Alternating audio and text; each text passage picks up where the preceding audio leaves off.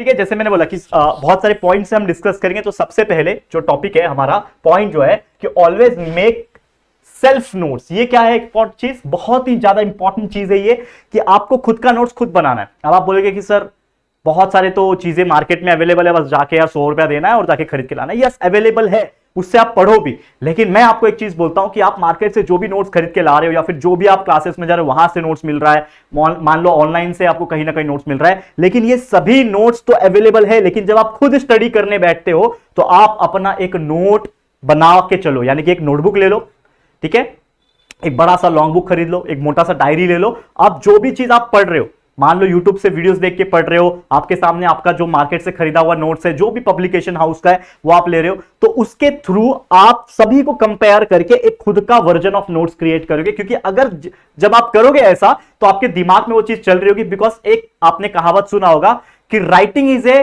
Slow form of memory.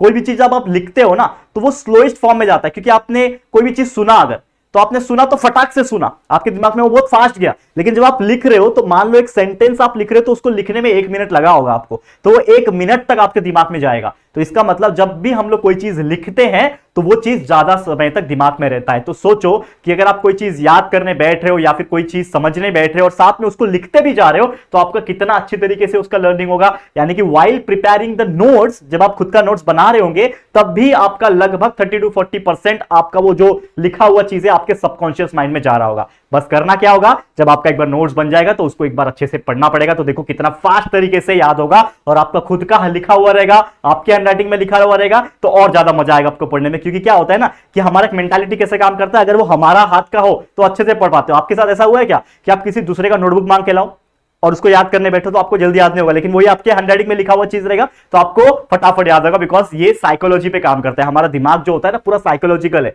तो आपको खुद का नोट्स खुद ही बनाना है जब भी आप कोई चीज का पढ़ रहे हो या फिर कोई भी वीडियोस आप देख रहे हो, ठीक है, जिसको हम लोग हैंड रिटन नोट्स भी बोलते हैं। तो आपका एक खुद का हैंड रिटन नोट्स भी तैयार हो जाएगा, जो कि आपको लास्ट मोमेंट में तो और ज्यादा काम आएगा। क्योंकि खुद का बनाया हुआ नोट्स में आपको पता रहेगा कि क्या सही है क्या गलत है, कितना आपको पढ़ना है कितना नहीं पढ़ना है। तो जब आप लास्ट में एग्जाम के 1 दिन पहले 2 दिन पहले जब उसी चीज को पढ़ने बैठोगे तो आपको और ज्यादा ईजी लग रहा होगा और फास्ट तरीके से आप लर्न कर पाओगे। यह था पहला पॉइंट। दूसरा, highlight all the important and की कंसेप्ट। जब भी आप साइंस पढ़ने बैठ रहे हो तो इसमें बहुत सारे कंसेप्ट होते हैं। अब मान लो जनरेटर है, 10th स्टैंडर्ड का एक टॉपिक है, इलेक्ट्रिक मोटर, जनरेटर। अब जनरेटर काम कैसे करता है, इलेक्ट्रिसिटी प्रोड्यूस कैसे होती है, मैग्नेट्स के अराउंड में कंडक्टर कैसे घूमता है, फिर कंडक्टर के अराउंड में मैग्नेट्स कैसे घूमता है, ठीक है, इलेक्ट्रोमैग्नेटिज्म क्या होता है। ये अगर आपने वीडियोस देखे तो कंसेप्ट समझ में आ गया। लेकिन जब आप कंसेप्ट समझ रहे थे तो क्या आपने उसको लिखा, अच्छा कि when the magnet is rotating around the conductor और the conductor is rotating around the magnet, तब जाके बिजली प्रोड्यूस होती है। तो आपके दिमाग में वो कंसेप्ट छप गया क्योंकि आपने उसको लिखा, आपने उसका एक डायग्राम बना लिया या फिर आपने उसका